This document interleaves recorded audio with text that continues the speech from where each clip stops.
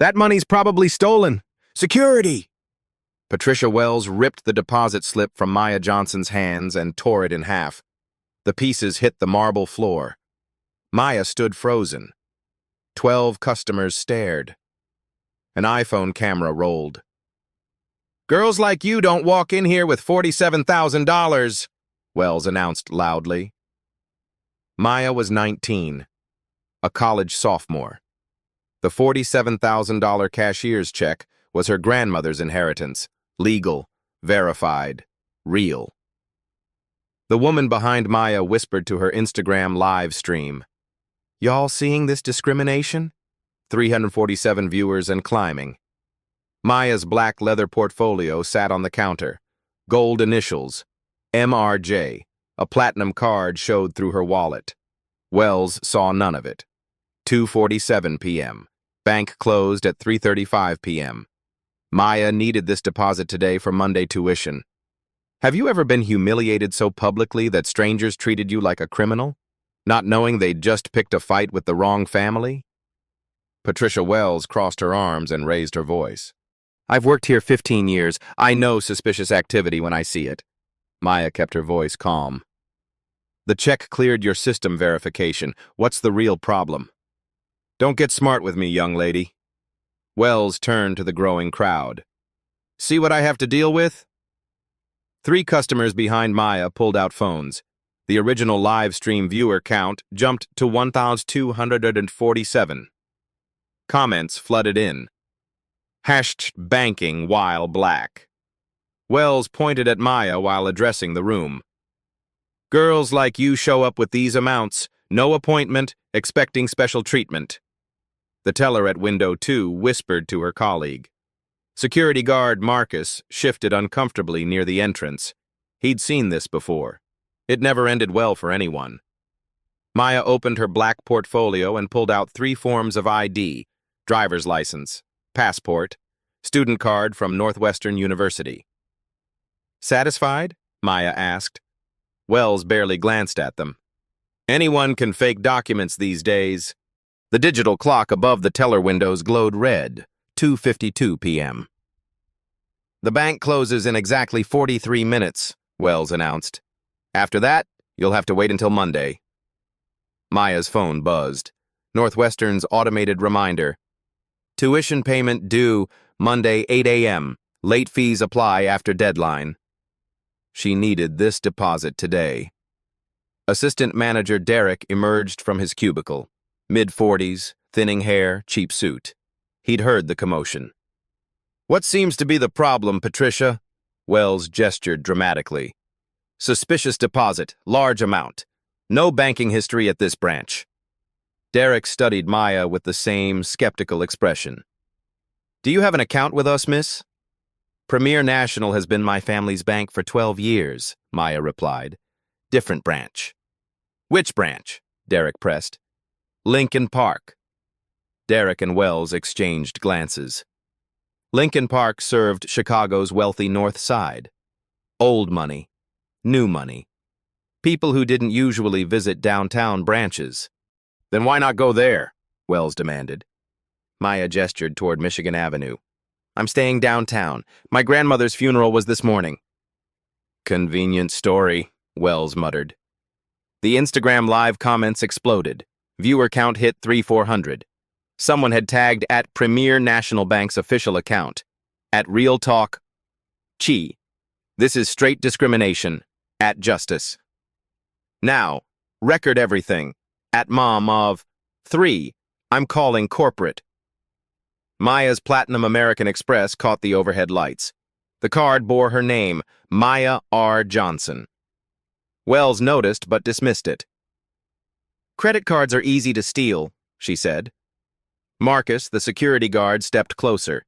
6'2", former military, 10 years with Premier National. He'd watched this scene play out dozens of times. Different customers, same script. "Ma'am," he addressed Maya quietly. "Perhaps we could resolve this calmly." Wells shot him a warning look. "Marcus, I've got this handled." But Maya noticed something in Marcus's eyes. Respect. recognition. Like he knew something Wells didn't. The live stream captured everything. Multiple angles now. The original streamer had gained 2,000 new followers in 10 minutes. Had banking while black was trending locally. A young man in the corner started his own stream on TikTok. Y'all, this bank is wilding right now. Derek pulled Wells aside, whispered conversation, frequent glances at Maya. Maya checked her phone. 2:58 p.m., 37 minutes until closing. The cashier's check lay crumpled on the counter where Wells had dropped it. $47,000 from grandmother Eleanor Johnson's estate. Perfectly legal. Properly processed through Sterling Trust Company that morning. Maya straightened the check and placed it back on the counter. "I'll wait," she said simply. Wells returned from her huddle with Derek. Both looked more determined now. "Miss, I'm going to need you to step aside. You're disrupting other customers." The lobby had grown quiet, every eye focused on the standoff. Phones recording from multiple angles. The afternoon deposit rush had become an audience. Maya looked around the marble lobby. Premier National's logo gleamed from every surface, gold letters on black stone.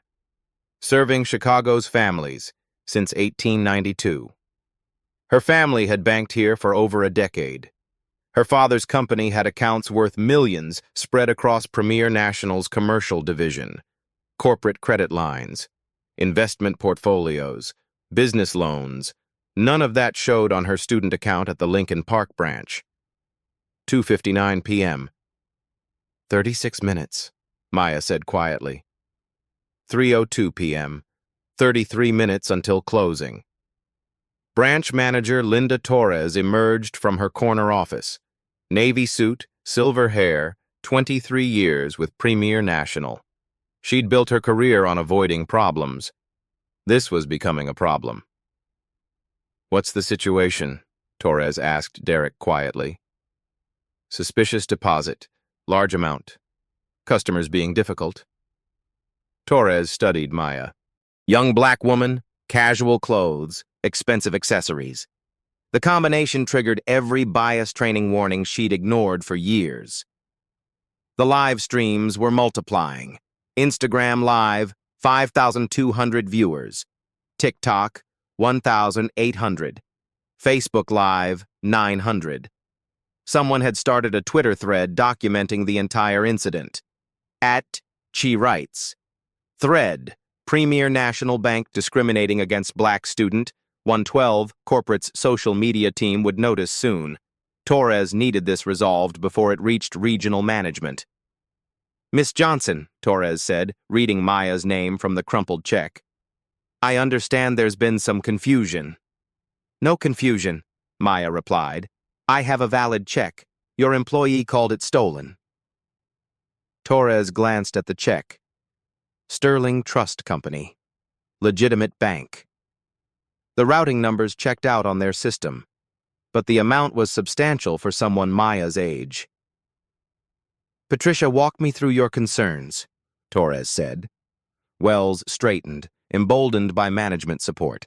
"Young woman, no banking relationship here, 47,000 in cash equivalents, classic money laundering profile." Maya's phone buzzed, text message visible on her lock screen. "Board meeting moved to 4 p.m. Dad." She dismissed it quickly, but Torres caught a glimpse. Dad was saved in Maya's contacts with a corporate photo. Man in expensive suit, corner office background. "Where did this money come from?" Torres pressed. "My grandmother's estate. She passed Tuesday." "Can you prove that?" Maya opened her portfolio again. Funeral program from that morning. Eleanor Johnson Memorial Service. Dignified photo of an elderly black woman in pearls. Torres examined the program. Mount Olive Baptist Church, Chicago's historic South Side. The kind of church where old families gathered. Families with money. But Torres saw what she expected to see. Young black woman. Probably lying about inheritance, definitely trying to deposit suspicious funds. 3:07 p.m., 28 minutes. The original Instagram live stream hit 8,300 viewers. Comments poured in faster than the streamer could read them. At banking rights. Call corporate now, 1-800-555-0199. At local news, 4. DM us details for story consideration. At legal aid, Chi. Document everything for civil rights complaint. A customer near the back of the line called the corporate number. Put it on speaker. Premier National Customer Service, this is Jennifer. How can I help you? I'm witnessing racial discrimination at your downtown Chicago branch right now. The entire lobby heard Jennifer's response. I'll connect you to our complaint department immediately. Torres felt her stomach drop. Corporate complaints triggered automatic investigations, regional management involvement, potential federal review if discrimination was proven. She needed damage control. Now. Miss Johnson, let's resolve this privately in my office. No, Maya said firmly. Handle this publicly, like you started it. The crowd murmured approval. Someone started slow clapping. The gesture spread through the lobby. Derek stepped forward, trying to assert authority. Ma'am, you need to cooperate, or we'll have to ask you to leave. Maya didn't move. On what legal grounds? Disruptive behavior. I'm standing quietly. Your staff created the disruption. Marcus, the security guard, remained near the entrance. His radio crackled. Unit 47 status check. All clear, Marcus replied. But his body language said otherwise. Relaxed posture. Hands at his sides, not ready for confrontation. Other security guards would have moved closer by now. Marcus stayed back, watching Maya with something approaching recognition. 3:12 p.m. 23 minutes until closing. A new player entered the game. Customer at teller window 3 finished her transaction and approached the crowd. Excuse me, she said to Maya. Are you Maya Johnson? Every phone camera swiveled toward them. Maya hesitated. I'm Sarah Chen, Northwestern journalism student. I covered your father's company donation to the university hospital last month. The lobby fell silent. Even Wells stopped fidgeting. Sarah pulled out her student press card. Your family's the Johnsons behind the pediatric wing expansion, right? Maya's expression remained neutral. I don't discuss my family in public. But the damage was done. Sarah had said it loud enough for the microphones to catch. The live stream comments exploded with questions about her father and family business. Torres felt the situation shifting. If this girl was connected to major university donors, the discrimination angle became exponentially more dangerous. Wells, oblivious to the undercurrents, doubled down. I don't care who her family is. Rules are rules. Torres shot her a warning look. Too late. At Chi Tribune Tips account joined the Instagram live stream. News organizations were monitoring now. Maya checked her phone again. Another text from Dad. How's the bank visit going? She typed back. Interesting. 3:15 p.m. 20 minutes until closing. Torres made a decision. This needed to end before it got worse. Miss Johnson, I apologize for any inconvenience. Let's process your deposit. Wells looked stunned. Linda, we haven't verified. Patricia, step back. But Maya held up her hand. No. The word cut through the lobby noise like a blade. I want to understand your verification process. Explain exactly why my check required special scrutiny. Torres fumbled for words. There was no policy, no procedure, just assumptions based on Maya's appearance and age. We have protocols for large deposits. Show me the protocol. Silence. Maya's phone buzzed again. This time she answered. Hi, this is Maya. Her voice carried across the lobby. Calm. Controlled. But something had changed in her tone. Yes, I'm at the downtown branch. Pause. We have a situation. Every camera focused on her face. The live stream viewer count passed 12,000 across all platforms. Maya ended the call and looked directly at Torres. You have 30 seconds to decide how this ends. 3:16 p.m., 19 minutes until closing. Torres stared at Maya, trying to read the shift in power dynamics. The young woman's posture had changed, straighter, more authoritative. 30 seconds for what? Torres asked. Maya didn't answer immediately. She scrolled through her phone contacts, past dozens of names, stopped at one marked with a star. The silence stretched across the lobby. 12,000 viewers held their breath. Wells, growing impatient, stepped forward. This is ridiculous. Security, escort her out. Marcus didn't move. Marcus, Wells snapped. I said escort her out. The security guard met Maya's eyes. Something passed between them. Recognition. Understanding. Ma'am, Marcus said quietly to Wells, maybe we should wait. Wait for what? Torres's phone rang. She glanced at the screen. Corporate, regional director. Her face went pale. I need to take this, she whispered, backing toward her office. Take it here, Maya said firmly. Speakerphone. I can't do that. Bank privacy policies. Answer it here or I make another call. The live stream comments exploded with speculation. Who was Maya calling? What leverage did she have? Torres answered on speaker, her hand shaking slightly. Linda, this is Michael Harrison, regional director. What's happening at your branch? The lobby fell dead silent. Even the live stream viewers stopped commenting. Sir, we have a customer service situation. I'm getting reports of discrimination, social media posts, news inquiries. This better be handled. We're working on it. Linda, is the customer still there? Torres looked at Maya, panic creeping into her voice. Yes, sir. Put her on. Wells looked confused. Derek stepped back instinctively. Marcus remained motionless near the door. Maya took the phone with practiced confidence. Mr. Harrison, this is Maya Johnson. Pause on the other end. Long pause. Maya Johnson? Yes, sir. Are you Robert Johnson's daughter? The lobby erupted. Gasps, murmurs, phone cameras zooming in on Maya's face. I am. Harrison's voice turned formal, careful. Maya, I'm terribly sorry for any inconvenience. Your father and I golf together monthly. I had no idea you were... Maya cut him off. Mr. Harrison, I need you to explain something to your staff. Of course. Anything.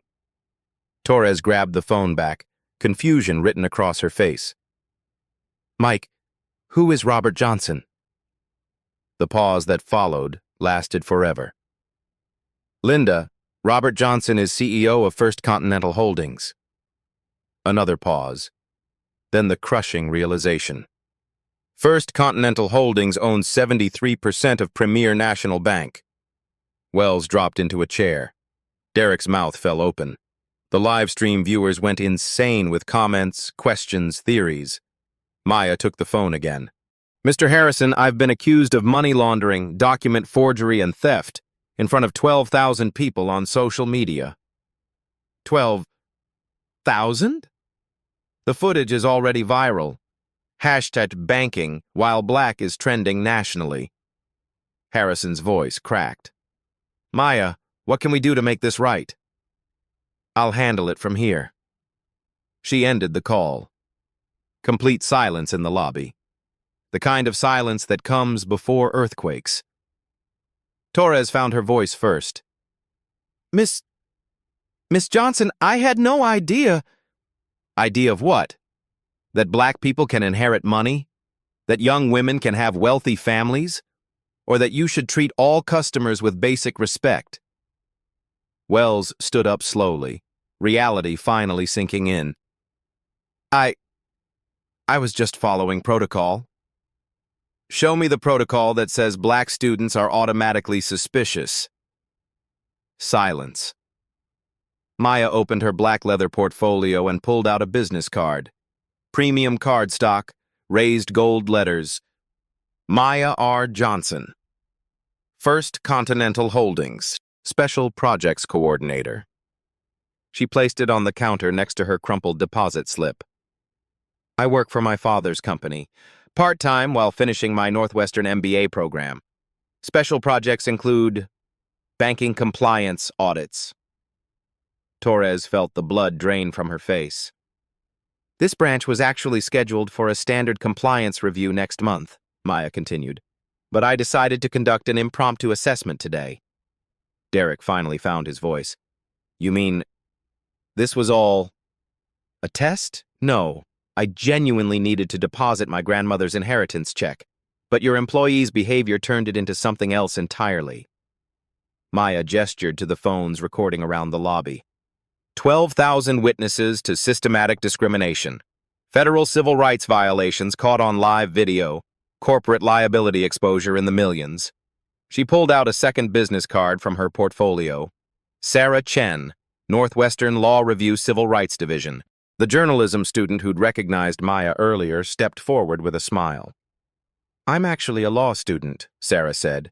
Maya asked me to witness this interaction for her compliance report. The final piece clicked into place. Maya had planned for documentation all along. Wells slumped back into her chair. This was a setup. No, Maya said firmly. This was your choice. Every word, every action, every assumption. You did this to yourselves. She turned to address the entire lobby, the cameras, the thousands watching online. I have privilege. My family has money. I could have pulled out my father's business card immediately and ended this discrimination. Pause. But what about the next young black woman who walks in here? The one without connections? The one who can't make one phone call and change everything? The live stream comments shifted. Understanding dawned across thousands of viewers. That's why I let this play out. So you could see exactly how your employees treat people they think are powerless. Maya looked directly at Torres. Now you have a choice. Change the system that created this moment, or watch your careers end on social media. 3:23 p.m. 12 minutes until closing. Maya's phone buzzed. Text from Dad. Board meeting starting. Should I delay for your situation? She typed back. No need. I've got this. Torres stepped forward desperately. Maya, please. How do we fix this? Maya picked up her grandmother's inheritance check, smoothed out the wrinkles Wells had created. That depends on how serious you are about change. The lobby held its breath. 12,000 viewers waited for her next words. Because I'm not just Robert Johnson's daughter. Another pause. I'm also Eleanor Johnson's granddaughter. And she taught me that real power isn't about who you know. Maya looked around the room, making eye contact with every camera, every witness. It's about what you do when you think nobody's watching. 3:24 p.m. 11 minutes until closing. Maya pulled out her tablet and opened a presentation. Corporate logo filled the screen. First Continental Holdings. Let's talk numbers, she said, her voice carrying the authority of a boardroom. She swiped to the first slide. Financial data in clean charts and graphs. Premier National Bank. Annual revenue, $47.2 billion. Net profit margin, 18.6%. My father's company owns 73% controlling interest. Torres felt sick. Wells had gone completely silent. Maya advanced to the next slide. Legal citations filled the screen. Federal Fair Housing Act, Section 3605. Equal Credit Opportunity Act, Regulation B Civil Rights Act of 1964, Title II. All violated in the past 27 minutes. She turned the tablet toward the cameras, ensuring live stream viewers could read the legal text. Discriminatory lending practices. Racial profiling in banking services. Public humiliation based on protected characteristics. Derek tried to interrupt. Maya, we can discuss this privately. No. Her voice cut through his attempt. Privacy enables discrimination. Transparency prevents it. Maya swiped again. A new slide appeared. Compliance Audit Template. Section 4A, Customer Service Equality Assessment. Today's date, Downtown Chicago branch. Evaluation criteria, initial customer contact, verification procedures, escalation protocols. She looked directly at Torres. Your staff failed every single metric.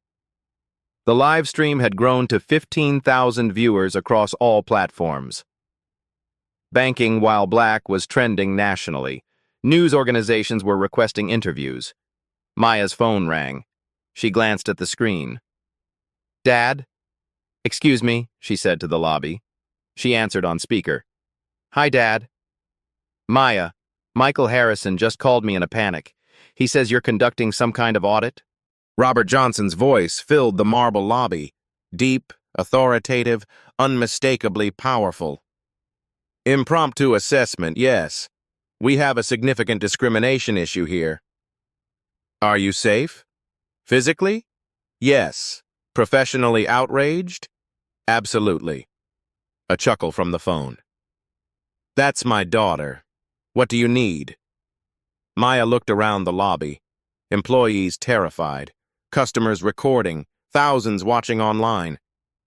Immediate policy changes, corporate oversight, and accountability measures. Consider it done. Linda Torres there. Torres stepped forward shakily.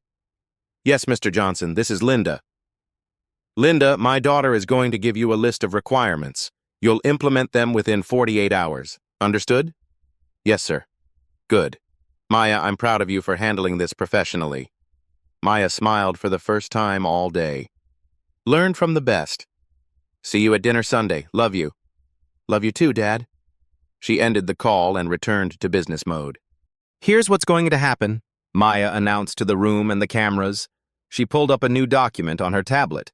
Detailed reform plan, clearly prepared in advance. The Maya Protocol, named after today's incident. 5 immediate changes. Torres grabbed a pen, ready to take notes like her career depended on it, which it did. First, mandatory bias training for all customer-facing staff within 30 days, not online modules, in-person workshops led by civil rights organizations. She advanced to the next point. Second, external complaint system, independent oversight board with community representatives, no internal review of discrimination claims. Wells finally spoke up, desperately. Maya, this seems excessive for one misunderstanding. Maya's stare silenced her. Patricia, you called my money probably stolen and tore up my deposit slip in front of witnesses. That's not a misunderstanding. That's racial profiling. Back to the protocol. Third, demographic tracking of all customer service interactions. Monthly reporting to corporate on complaint patterns, resolution times, and staff performance by customer demographics. Torres scribbled frantically. Fourth, Community Advisory Board, local leaders, civil rights advocates, customer representatives, quarterly meetings to review policies and procedures. Maya swiped to the final point. Fifth, financial accountability. $100,000 donation to local financial literacy programs. Public apology on all corporate social media platforms. Quarterly progress reports published online. The live stream comments exploded with approval. Viewers sharing the stream, tagging friends, calling the changes revolutionary. These aren't suggestions, Maya clarified. They're requirements. Legally binding through our corporate compliance division. She pulled out official letterhead from her portfolio. First Continental Holdings logo at the top. I'm filing this as an official compliance report. Copy to the Federal Reserve, Office of the Comptroller, and Department of Justice Civil Rights Division. Torres felt her knees weaken. Federal oversight meant career death for discrimination violations. Maya, please. What about second chances? Employee counseling instead of... Patricia Wells keeps her job on 3 conditions, Maya interrupted, looking directly at the camera. Mandatory counseling with a licensed bias specialist, completion of a civil rights certification program, and 1 year of supervised probation with monthly performance reviews. She turned to Derek. You backed up discriminatory behavior. Same requirements. Derek nodded frantically. Maya addressed Torres directly. You, as branch manager, failed to prevent this situation and initially supported the discrimination. You'll oversee implementation of the Maya protocol and report progress directly to me. Yes, absolutely. Maya checked the time on her tablet. 3:31 p.m., 4 minutes until closing. One more thing. She gestured to Marcus, the security guard who had remained respectfully distant throughout the confrontation. Marcus here recognized that something was wrong from the beginning. His professionalism and restraint prevented this situation from escalating to physical confrontation. Marcus looked surprised. Marcus gets a commendation letter in his personnel file and enrollment in Premier National's management training program, if he wants it. Marcus smiled for the first time. I'd be honored, ma'am. Maya turned back to her crumpled deposit slip and inheritance check. Now, let's finish what I came here to do. She placed both documents on the counter.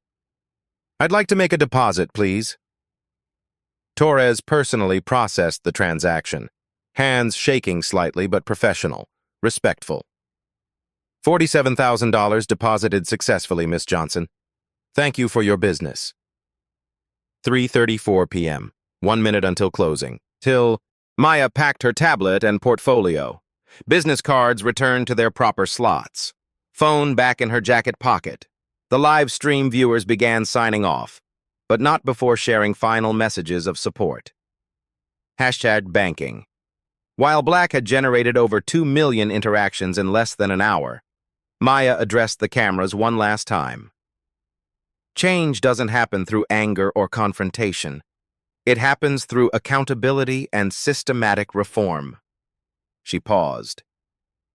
My grandmother Eleanor Johnson taught me that dignity isn't something you demand. It's something you demonstrate. Maya looked around the lobby one final time. Today, we demonstrated what happens when discrimination meets accountability. She walked toward the exit. Marcus held the door open with genuine respect. Thank you, Miss Johnson. Thank you, Marcus. See you at management training. 3:35 p.m. Premier National Bank's downtown branch officially closed. But the conversation Maya had started was just beginning. 1 week later, Premier National Bank's downtown branch looked different. Not physically, but atmospherically. The tension had lifted. A small placard by the entrance read, Maya Protocol Implementation Site, Community Partnership Program. Patricia Wells sat in a conference room across from Dr. Angela Washington, a licensed bias specialist with 30 years of experience. This was session 3 of 12. Patricia, let's talk about assumptions, Dr. Washington said gently. Wells shifted uncomfortably. I thought I was protecting the bank. From what? From fraud. Money laundering. Based on what evidence? Silence. A young black woman with expensive accessories and a large check. That was your evidence. Wells stared at her hands. When you put it like that, that's exactly how the Federal Review Board will put it. The Department of Justice doesn't deal in assumptions. Derek sat in the adjacent room with his own counselor. Same conversation. Same uncomfortable realizations. 2 weeks later, Linda Torres stood before the new Community Advisory Board. 12 local leaders around a conference table. Maya sat at the far end, taking notes. Demographic Complaint Analysis, Week 2, Torres reported. She clicked through a PowerPoint presentation. Customer service interactions, 847 total. Discrimination complaints, 0. Customer satisfaction scores, up 34% from baseline. Board member Reverend James Mitchell nodded approvingly. Staff attitudes? Marked improvement. The bias training sessions are having measurable impact. Maya raised her hand. What about the external complaint system? Torres clicked to the next slide. Website launched Monday. Independent hotline operational. 3-person review board trained and certified. Complaints received? 2. Both resolved within 48 hours. Full documentation provided to complainants. Dr. Sarah Chen, now serving as the board's legal observer, made notes. Transparency protocols working as designed. 1 month later, Marcus Williams wore a new uniform. Management trainee badge instead of security guard. He led a group of 20 new employees through customer service orientation. Respect isn't earned by a customer's bank balance, Marcus explained to the trainees. It's given because they're human beings. A young trainee raised her hand. What if someone seems suspicious? Define suspicious. Large cash deposit, no appointment, expensive clothes. Marcus shook his head. Those aren't suspicious behaviors. Those are normal banking activities. He clicked to a video clip from the Maya incident. Her calm demeanor threw out the discrimination. This young woman was treated as a criminal for depositing her grandmother's inheritance. What made her suspicious was the color of her skin and her age. The room fell quiet. That's why we're here, to ensure this never happens again. 6 weeks later, Maya's compliance report landed on desks across Washington, D.C. Federal Reserve Board, Community Reinvestment Act Division, Department of Justice, Civil Rights Division Office of the Comptroller of the Currency, Fair Lending Section. The executive summary was damning and hopeful in equal measure. Premier National Bank Downtown Branch demonstrated systemic discriminatory practices consistent with nationwide banking industry patterns. However, rapid implementation of corrective measures and sustained community engagement suggest potential for meaningful reform. The report included specific metrics. Complaint reduction, 94% decrease in discrimination reports. Customer satisfaction, 41% improvement across all demographics. Staff performance, 100% completion of bias training requirements. Community engagement, 12 advisory board meetings, 847 community feedback responses. Financial accountability, $100,000 donated to Chicago Financial Literacy Coalition. Maya had turned one discriminatory incident into a federal case study for banking reform. 2 months later, Premier National's corporate headquarters issued a press release. Maya protocol expands nationwide. Following successful implementation at our Chicago downtown branch, Premier National Bank announces the rollout of comprehensive bias prevention measures across all 847 locations nationwide. The press release included a quote from CEO Robert Johnson. My daughter Maya taught our entire organization that true leadership means confronting uncomfortable truths and implementing systematic solutions. The Maya protocol isn't just good business practice, it's the right thing to do. Wells completed her counseling program. She kept her job, as promised, but with a fundamentally changed perspective. Derek finished his certification course and became a vocal advocate for the new protocols. Torres received a promotion to Regional Diversity and Inclusion Director, overseeing Maya protocol implementation across Illinois. Marcus graduated from management training and was promoted to Assistant Branch Manager. 3 months later, Maya received an email from a stranger. Dear Ms. Johnson, I saw your story online 3 months ago. Last week, I walked into a Premier National branch in Atlanta to open my first business account. Young black entrepreneur just like you described. The difference was incredible. Respectful service. No suspicious looks. No extra verification. Just professional banking. Thank you for what you did. You changed more than one bank branch. You changed the industry. Respectfully, Keisha Williams, CEO, Atlanta Small Business Solutions. Maya forwarded the email to her father with a note. Grandmother Eleanor would be proud. His response came immediately. She already knew you'd change the world. We just had to wait for the world to catch up. The viral video from that day had been viewed 2.3 million times. Hashtag banking. While black became a hashtag for systemic change rather than just complaints. Maya's inheritance deposit of $47,000 had generated millions of dollars in policy changes, training programs, and community investments across the banking industry. But the real victory wasn't measured in dollars. It was measured in dignity restored, systems reformed, and the next young black woman who would walk into a bank and be treated with the respect she deserved from the very first moment.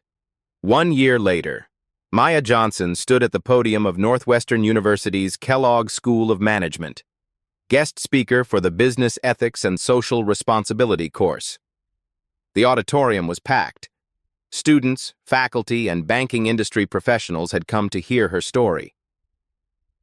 "A year ago, I walked into a bank to deposit my grandmother's inheritance," Maya began. "I left with a blueprint for systemic change." She clicked to her first slide. The viral video thumbnail. Patricia Wells tearing her deposit slip. The moment that sparked everything. This image has been viewed 3.7 million times. But the real story isn't what you see in those 27 minutes. It's what happened in the 365 days that followed. The next slide showed statistics. Industry-wide impact: 127 banks adopted bias prevention protocols, $2.3 million invested in financial literacy programs, 89% reduction in discrimination complaints across participating institutions, federal legislation introduced requiring bias training for all financial service employees. Change doesn't happen overnight. It happens through sustained accountability and systematic reform. Maya advanced to a photo of the downtown Premier National Branch. New signage, diverse staff, community partnership awards displayed in the windows. The branch where I was discriminated against now serves as a national model for inclusive banking. Patricia Wells, the employee who called my money probably stolen, completed her bias counseling and became one of the program's strongest advocates. She paused, letting that sink in. Redemption is possible when people are held accountable and given tools to change. The final slide appeared. A quote from her grandmother, Eleanor. "True power isn't about punishing those who wrong you. It's about preventing them from wronging the next person." My grandmother left me more than $47,000, Maya concluded. She left me the understanding that privilege comes with responsibility. The broader movement. Maya's story had inspired similar actions nationwide. The hashtag banking while black hashtag evolved into a resource network. People shared experiences, documented discrimination, and connected with legal resources. Corporate response was swift and meaningful. Beyond banking, retail stores, restaurants, and service industries began implementing similar protocols. The Maya Protocol became a template, not just for Premier National, but for any organization serious about preventing discrimination. Harvard Business School case study. The Johnson Method, transforming discrimination into systematic reform. The case study was required reading in MBA programs across the country. Maya's approach, documentation, escalation through proper channels, and focus on systematic change rather than individual punishment, became a model for corporate accountability. Students learned that real change required more than viral moments. It demanded sustained pressure, measurable outcomes, and institutional commitment. Maya completed her Northwestern MBA with a focus on corporate social responsibility. She joined First Continental Holdings full-time as Director of Compliance and Community Relations. Her first initiative, the Eleanor Johnson Financial Justice Fellowship. Annual scholarships for students from underrepresented communities pursuing careers in banking and finance. Her second, a national database tracking discrimination complaints across financial institutions, publicly available data that held the entire industry accountable. Maya's approach had proven that individual incidents could drive systematic change when handled strategically.